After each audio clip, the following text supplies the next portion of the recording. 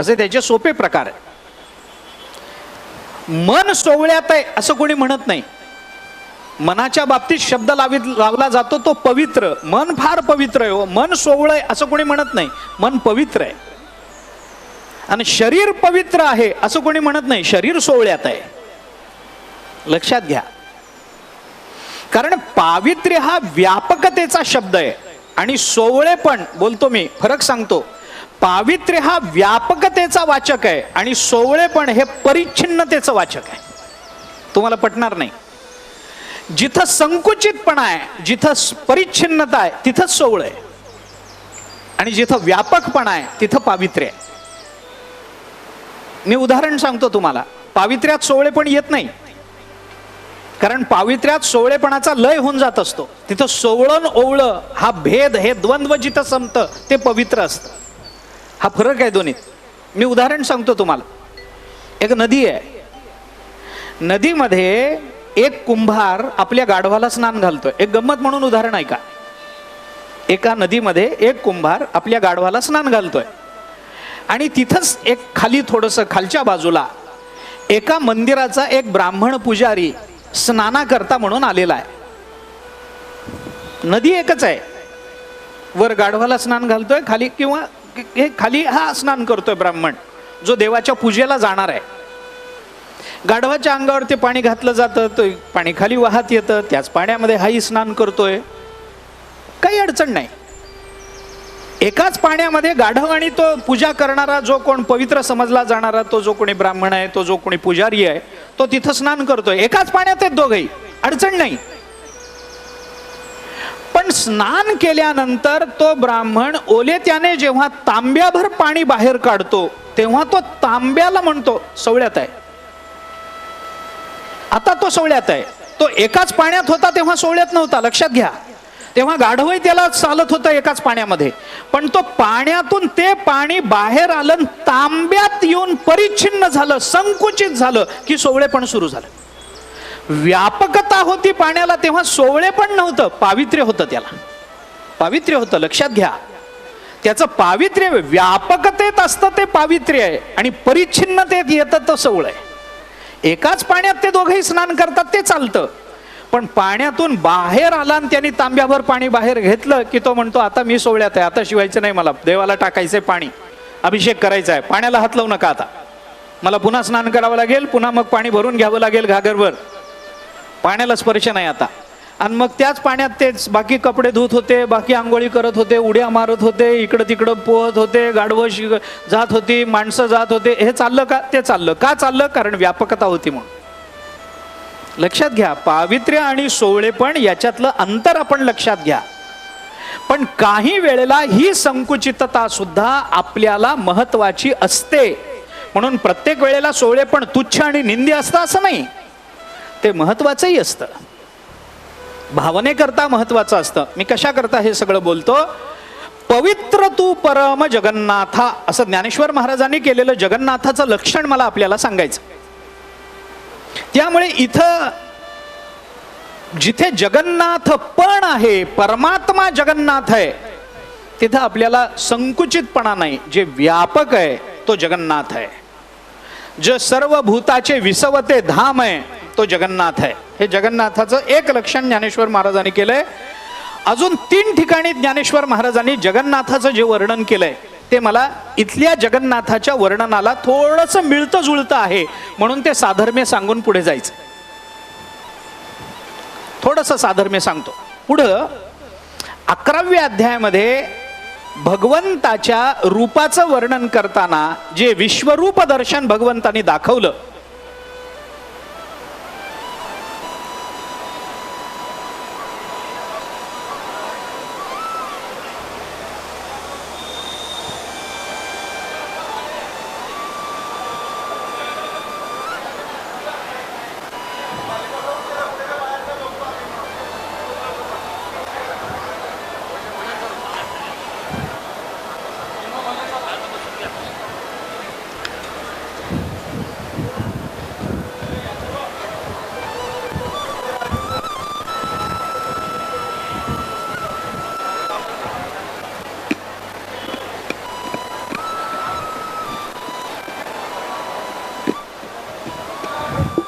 भाविकांना विनंती आहे, कृपया घाबरून जाऊ नका.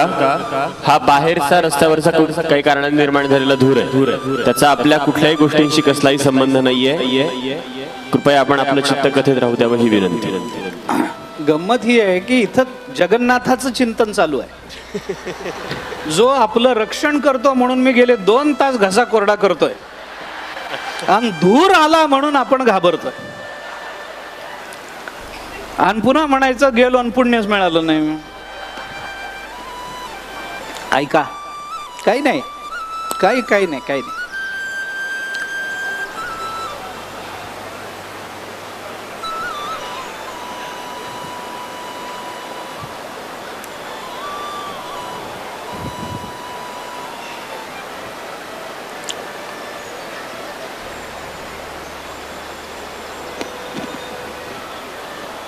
झालं का? मग आता माझ्याकडे बघा. ऐका, काही नाही, बघतात ते करतात सगळं काही. आपण भीती बाळगू नका, काही नाही, बाहेरचं आहे, होईल. 11व्या अध्यायामध्ये ज्ञानेश्वर महाराजांनी विश्वरूप दर्शनाचा जो अध्याय आहे त्या अध्यायामध्ये ज्ञानेश्वर महाराजांनी भगवंताच्या रूपाचं जे वर्णन केलेलं आहे त्याच्यामध्ये ज्ञानेश्वर महाराज काय म्हणतात ऐका. मला जगन्नाथ या शब्दावरून जगन्नाथपुरीतल्या जगन्नाथाचं जे वर्णन केलं जातं, जे दर्शन घेतलं जातं, त्याचा ज्ञानेश्वर महाराजांच्या ओव्याशी असणारा जो साधर्म्य भाव आहे तेवढा दाखवायचा आहे म्हणून बोलतोय. जगन्नाथ पदावरून जाऊन, पदाचं चिंतन आहे. असं असतं, चिंतन करताना 2 पद्धतीनं चिंतन केलं जातं. एक जे चिंतन असतं ते शब्द साधर्म्यानं केलं जातं, शब्दाच्या प्रभुत्वानं ते चिंतन होतं, तिथे शब्द महत्वाचा असतो. आणि दुसरं जे चिंतन असतं ते आशयघन चिंतन असतं, ते आशयावरून केलं जातं. आत्ता मी मघाशी जो जगन्नाथ पदाचा आचार्यांच्या वाक्यावरून जो अर्थ मी जगन्नाथ शब्दाचा सांगितला, जगताचा नाथ, मग जगत कोणतं, अस्य जगत हा नामरूपाभ्याम वगैरे हे सगळं सांगणं हे आशयाचं चिंतन झालं. आणि आत्ता मी ज्ञानेश्वर महाराजांच्या शब्दातून, जगन्नाथ पदातून जो विचार आपल्याला सांगतोय ते शब्द प्राधान्यानं केलेलं चिंतन आहे.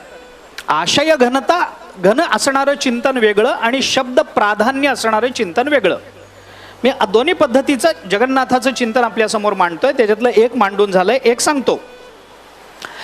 11व्या अध्यायामध्ये विश्वरूप दर्शनाचा विचार करत असताना ज्ञानेश्वर महाराजांनी भगवंताचं वर्णन करताना असं वर्णन केलंय, आणिक जे जे काही रूप आथी अथवा नाही, रूप आथी अथवा नाही, तैसे नमो तुझ तैसाही जगन्नाथा. जगन्नाथाचं वर्णन करताना ज्ञानेश्वर महाराजांनी काय चिंतन केलंय, रूप आथी अथवा नाही असं चिंतन केलंय. आता हे कसं आहे, परमात्म्याला म्हणलं तर रूप आहे पण म्हणलं तर रूप नाही. लगेच सांगून जातो. इथं आपण जर बघितलं तर रूप आहे की नाही, मुखवटे दिसतात, पण याला रूपवान कुणी म्हणतं का? रूपवान कुणी म्हणत नाही. त्याच्यामुळे तसं जर म्हणलं तर याला रूप नाही. रूप बघायचंय ना, सुंदरते ध्यान उभे विटेवरी, तिथे रूप बघा. रूप पाहता लोचनी सुख झाले वो साजणी, रूप बघा. राजस सुकुमार मदनाचा पुतळा, रवी शशिकळा लोपलिया, रूप बघा. तुझिये निढळी कोटी चंद्र प्रकाशे, कमल नयन हास्य वदन हसे, हालकारे कृष्णा डोलकारे, घडिये घडिये घडिये गुजू बोलकारे, रूप बघा. तिथं रूप बघा. कोट्यावधी चंद्राचा प्रकाश तुझी निढळी, तुझ्या निढळावर, निढळ म्हणजे कपाळ, तुझ्या कपाळावर कोट्यावधी चंद्राचा प्रकाश आहे. काय रूप असेल. आपण सांगतो ना, ते रघुवंशावर एक टीका आहे, त्या टीकेमध्ये इंदुमतीच्या सौंदर्याचा विचार केलाय. इंदुमतीच्या, ती इंदुमती सुंदर होती. ती किती सुंदर होती याचा विचार करताना ती इतकी सुंदर होती की देवाधिकांना तिची भुरळ पडली. ती इतकी सुंदर का होती याचा विचार करताना टीकाकारांनी अशी कल्पना केली आहे की तिला बनवताना, इंदुमतीला निर्माण करताना ब्रह्मदेवाने चंद्रातली अशी मुठभर माती उचलली, अशी बचकभर माती उचलली आणि चंद्रातल्या त्या मातीपासून ती इंदुमती निर्माण केली. त्यामुळे ती बचकभर माती चंद्रातली उचलल्यामुळे चंद्रावर जो काळा डाग दिसतोय ना, तो ही बचकभर घेतलेली माती अशी कल्पना आहे. आणि त्या चंद्रातल्या बचकभर मातीनं ती इंदुमती निर्माण केल्यामुळे इंदुमती इतकी सुंदर आहे अशी कल्पना केली. आता याच कल्पनेचा आशय घेऊन पुढे जायचं असेल तर चंद्राच्या मुठभर मातीपासून बनवलेली इंदुमती जर इतकी सुंदर आहे तर कोट्यावधी चंद्राचा प्रकाश ज्याच्या फक्त कपाळावर आहे तो परमात्मा किती सुंदर असेल. विचार करण्यासारखी गोष्ट आहे ना तुलनेने.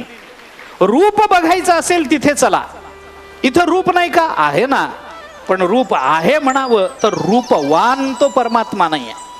म्हणून रूप आथी अथवा नाही हे दोन्ही विचार इथे एकत्रित येतात. सौंदर्य म्हणाल तर इथं तसे अर्थाने सौंदर्य नाही आहे, परंतु परमात्मा आहे की नाही, परमात्मा आहे, परमात्मा आहे. अर्थात सौंदर्य ही संकल्पना सापेक्ष आहे. आम्ही आमच्या तुलनेमध्ये हे म्हणू शकतो, जगन्नाथावर प्रेम करणारी स्थानिक माणसं ऐकतील तर मारतील मला, होईल की नाही असं, कारण त्यांना हेच रूप प्रिय आहे, एवढंच रूप प्रिय आहे. सौंदर्य ही संकल्पनाच मुळात सापेक्ष आहे.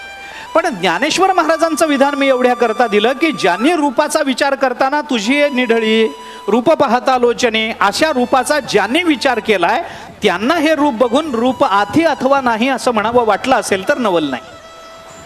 एक दुसरा एक विचार ज्ञानेश्वर महाराजांनी जगन्नाथाचा केला 18व्या अध्यायामध्ये.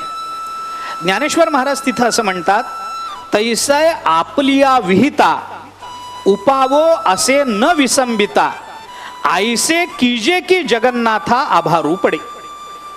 इथं जगन्नाथाला प्रत्यक्ष बोलणं आहे. अर्जुनाच्या मुखातलं ही ओवी आहे. त्या ओवीमध्ये अर्जुन देवाला असं म्हणतोय, आपलिया विहिता उपावो असे न विसंबिता. तसं इथं सुद्धा आपल्याला उपावो असे न विसंबिता हे म्हणण्यासारखी परिस्थिती आहे. एक विचार. अजून एक विचार मला याच्या संबंधातला सांगायचा आहे, जो आपल्याला इथल्या दृष्टीने उपयुक्त ठरणारा आहे असं वाटतं. तो विचार 15व्या अध्यायात आहे. 15व्या अध्यायात बहुतेकांना कदाचित ओवी पाठ असेल. ओवी अशी आहे, आधणी घातलिया हरळ होते अमृताचे तांदूळ जरी भुकेची राखे वेळ श्री जगन्नाथा.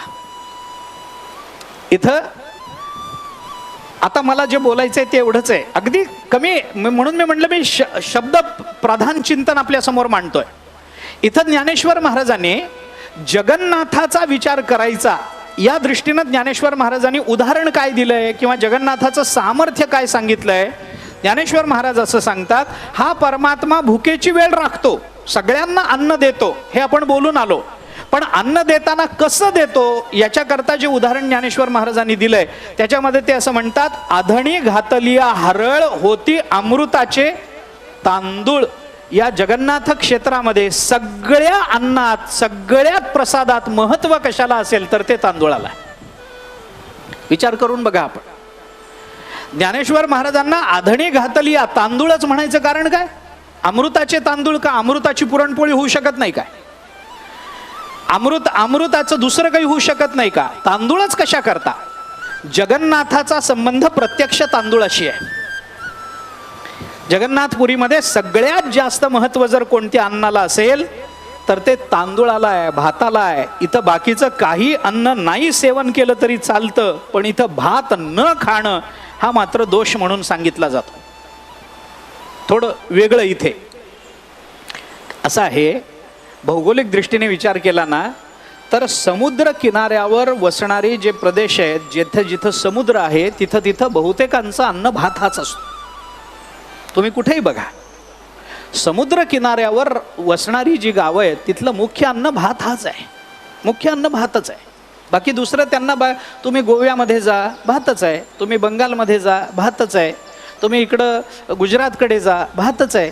हे सगळं आपल्याला भात तिथं इथेही जगन्नाथपुरीलाही हे आहे, समुद्र आहे, इथंही भाताचाच विचार करावा लागतो. इथंही भातच मुख्य आपल्याला प्रसाद म्हणून दिला जातो.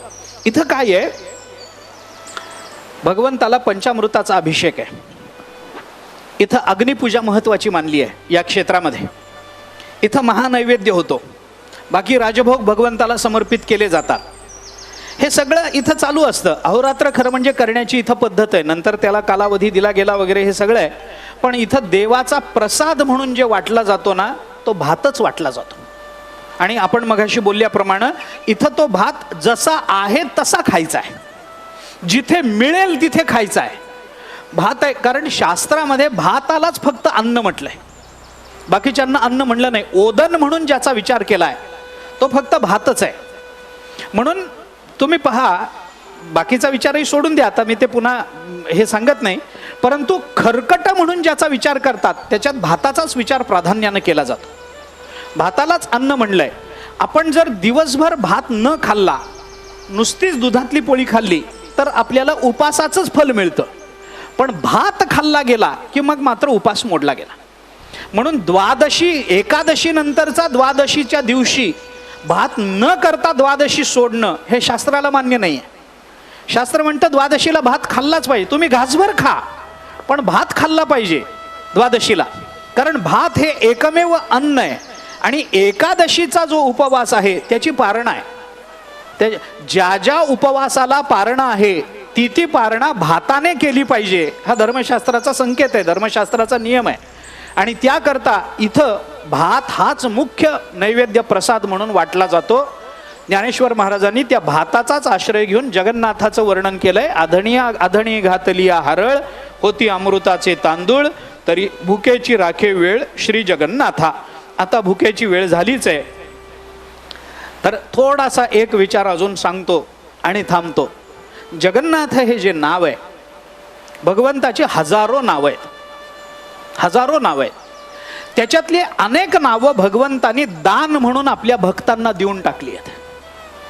सगळ्यात जास्त नावं भगवंतानी दिली ती अर्जुनाला दिली, अर्जुनाला दिली.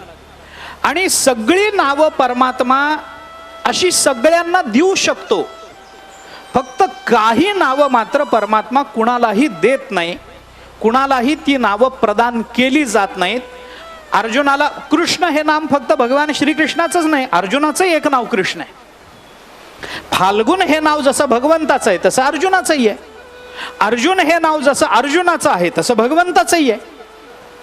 ही नावं भगवान देतात, पण ज्या काही नावांना परमात्मा स्पर्श करू देत नाही, जी नावं कुणालाही परमात्मा देत नाही, त्याच्यातलं एक नाव आहे परमात्मा आपलं जगन्नाथ. हे नाव कुणालाही देत नाही. नावं ठेवणं वेगळं आणि परमात्म्याने देणं वेगळं. आपण नावं ठेवतो तो भाग वेगळा आहे, पण आपण नावं ठेवून झाली की आपलं कर्तृत्व असे की नंतर जग नावं ठेवायला लागतं, म्हणजे तेही वेगळं. पण परमात्मा आपली जी नावं प्रदान करतो त्याच्यातलं जगन्नाथ हे नाव परमात्मा कुणाला देत नाही. अशी काही नावं आहेत. ते अर्जुनाने एकदा अट्टहास केला होता. अर्जुनाने एकदा अट्टहास केला, मला तुमचं हे नाव पाहिजे. अजून एक नाव आहे, 2 नावाबद्दलचे विकल्प आहे, सोडून द्या. मला हे नाव का देत नाही, बाकी सगळं देतात, हे का देत नाही? परमात्मा 2 गोष्टी देत नाही.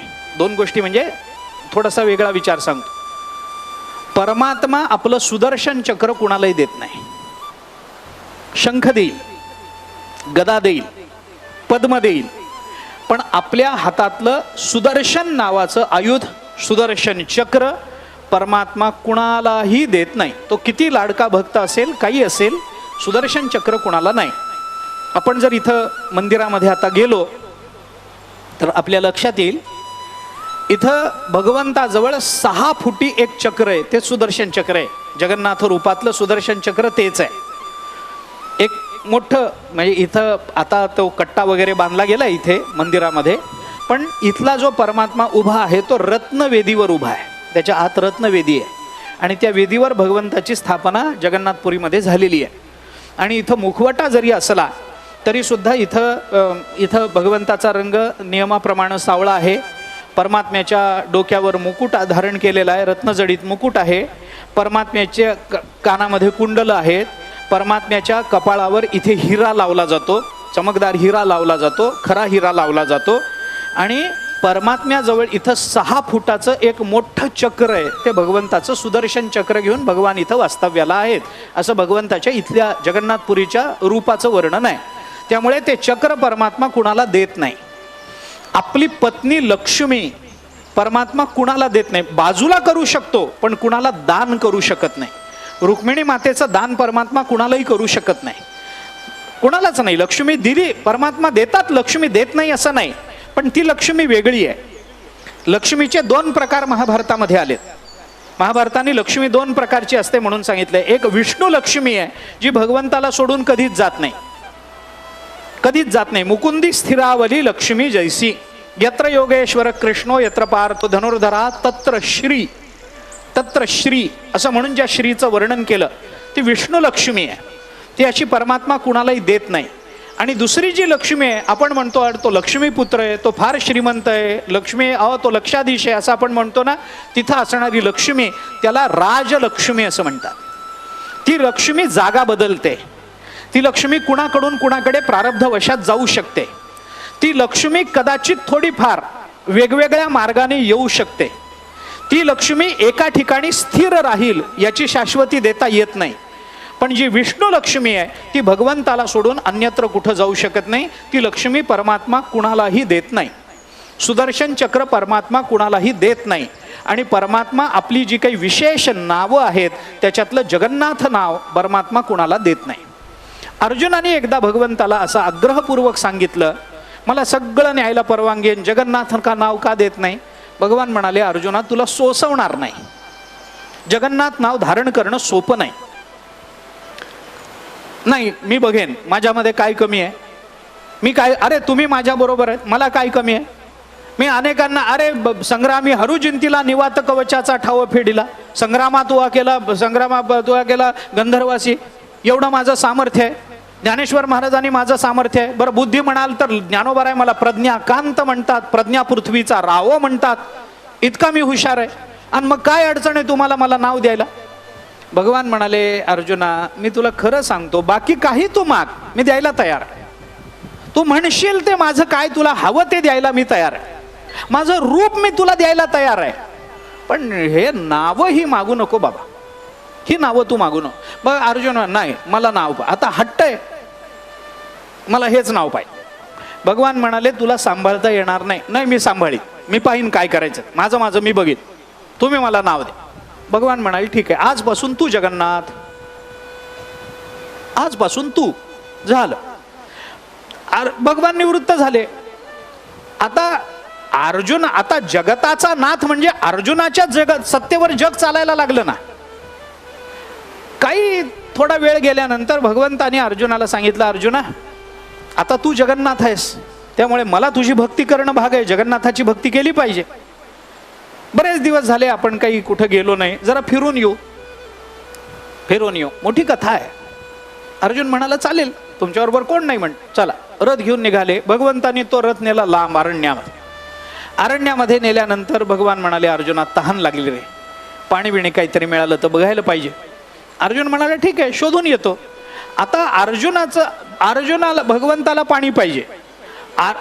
गंमत सगळी इथंच आहे. भगवान म्हणाले, मला तुझी भक्ती केली पाहिजे म्हणून याच्याबरोबर आले.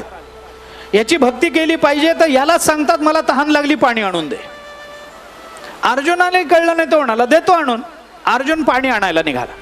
आता जर अर्जुन जगन्नाथ आहे तर त्याला भगवंताला पाणी तिथल्या तिथं देता आलं पाहिजे. भगवंतानी सामर्थ्य दिलंय, पण हे सुचत नाही. अर्जुन म्हणाला, घेऊन येतो म्हणून अर्जुन निघाला, काही पात्र वगैरे घेऊन निघाला. जाता जाता कुठे पाणी दिसेना, थोडं आत अरण्यामध्ये गेला. काही ऋषी, एक काही कुटी दिसली, एक झोपडी दिसली, काही ऋषी अंगणामध्ये बसले होते, त्यांची चर्चा चालू होती. आणि अर्जुन तिथे गेला.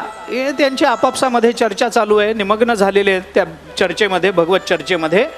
देशकालाचं भान राहिलेलं नाही आहे. त्यांची चर्चा अत्यंत आनंदानं चालू आहे. आणि तेवढ्यात झालं असं की अर्जुन तिथं गेला आणि ते चर्चा त्यांची चालू होती, संध्याकाळ झालेली, समई प्रज्वलित केलेली. अचानक समईतलं तेल संपलं, वात एकदम शांत झाली आणि एकदम अंधार झाल्याबरोबर हे जे ऋषी चर्चा करत होते ते एकदम सावध झाले. सावध झाल्याबरोबर अरे असं कसं झालं, एकदम अंधार कसा झाला, आले व्यवहारावर, व्युत्थान दशा प्राप्त झाली. मग व्यावहारिक चर्चा सुरू झाली आणि मग म्हणाले अहो इतकी वर्ष आपण चर्चा करतोय, आत्तापर्यंत असं कसं झालं नाही, एकदम आत्ता कसा अंधार पडला. एका ऋषीने सांगितलं मी बघतो. अंतर्ज्ञानानं त्याने बघितलं, तो म्हणाला सगळेच गोंधळ झालेत. तर काय झालं, अर्जुन तिथं उभं राहून ऐकतोय. त्या ऋषीने अंतर्ज्ञानाने बघून सांगितलं, तो म्हणाला अरे सगळेच गोंधळ झालेत, आता याच्या पुढेही आपल्याला अडचणच येणार आहे. म्हणजे काय झालं, त्याने सांगितलं मी अंतर्ज्ञानानं पाहिलंय, भगवंताने आपलं जगन्नाथ नाव अर्जुनाला दिलंय. म्हणजे म्हणून काय झालं, त्याने सांगितलं भगवान जोपर्यंत जगन्नाथ होते तोपर्यंत आपल्या समईतलं तेलही संपू दिलं नाही भगवंताने. पण आता अर्जुन त्या मूर्खाला भगवंताने आपलं नाव दिलंय, आता समईतलंच काय आयुष्यातलंही तेल संपायची वेळ आली. हे अर्जुनाने ऐकलं, आपलं भांड तिथंच टाकलं, धावत भगवंताजवळ आला, भगवंताला साष्टांग नमस्कार घातला आणि भगवंताला सांगितलं हे जगन्नाथ नाव तुम्ही जाणेन, ते नाव जाणे, आमच्याशी त्याचा संबंध नाही. जगन्नाथ पण मिरवणं हे सोपं नाही आहे. अर्जुन, एक कथा महाभारतामध्ये आलेली कथा आहे आणि अर्जुनाला जगन्नाथ नाव सोसवलं नाही. जगन्नाथ नाव परमात्मा कुणालाही देत नाही. असं जगन्नाथाचं हे मोठेपण, असं जगन्नाथाचं हे महात्म्य. या जगन्नाथपुरीमध्ये आपण आलेलो आहोत. या पुरीमध्ये आपल्याला ज्या नियमाचं पालन करायचं आहे त्या नियमाकडे एकदा पुन्हा लक्ष द्या. इथला प्रसाद डावलायचा नाही आहे हे लक्षात घ्या. इथं जगन्नाथाचं वर्णन करताना, जगन्नाथाचं रूप पाहताना जरी मुखवटा असला तरी असं कसं हे रूप आहे म्हणून चर्चा त्याची करून भगवंताला विद्रूप म्हणायचं नाही, हा इथला नियम आहे. जो परमात्मा आपल्याला जसा दिसेल त्या रूपामध्ये त्या परमात्म्याचं दर्शन आपल्याला घेणं अपरिहार्य आहे. असं जगन्नाथाचं पुरीचं एक महात्म्य. इथं राहणाऱ्यांना अश्वमेध यज्ञाचं फल आहे, आपण काल ऐकलं. अश्वमेध यज्ञाचं फल इथं एक रात्र मुक्काम करणाऱ्यांना दिलं गेलेलं आहे शास्त्राच्या दृष्टीने. आता 100 रात्री राहिलो तर 100 अश्वमेध यज्ञाचं फल आहे वगैरे वगैरे. पण हे जी फलश्रुती सांगितलेली असते ही फलश्रुती खरी आहे का खोटी आहे याचा विचार मला करायचा नाही. खरंच याच्याने अश्वमेध यज्ञाचं फल मिळतं की नाही माहीत नाही. मी त्याच्यावर अश्रद्धा किंवा संशय निर्माण करत नाहीये. पण हे लक्षात घेतलं पाहिजे की ही जी फलश्रुती शास्त्रदृष्टीने आपल्याला सांगितली जाते ती फलश्रुती ही श्रोत्यांना त्या विधानाकडे प्रवृत्त करण्याकरता विशेषत्वानं सांगितलेली असते. ऐका, कशा करता असतं, ही फलश्रुती श्रोत्यांकरता प्रेरणा असते, त्या भक्तीची प्रेरणा म्हणून फलश्रुती सांगावी लागते. आपण अनेक वेळेला आपण रोज पांडुरंगाष्टक म्हणतो.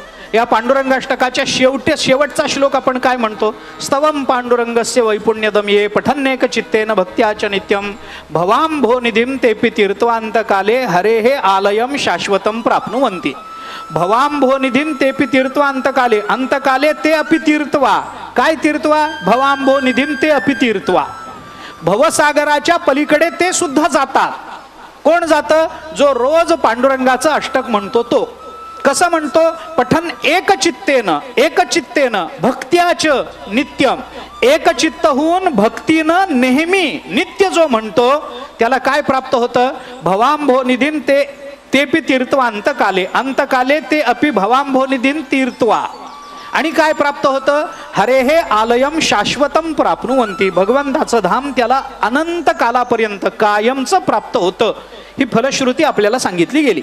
कशा करता ही फलश्रुती सांगितली गेली, कारण असं असतं की भगवंताची उपासना करणारे सगळे ज्ञानाकरता उपासना करत नाहीत, सगळे स्वरूपाकरता उपासना करत नाहीत.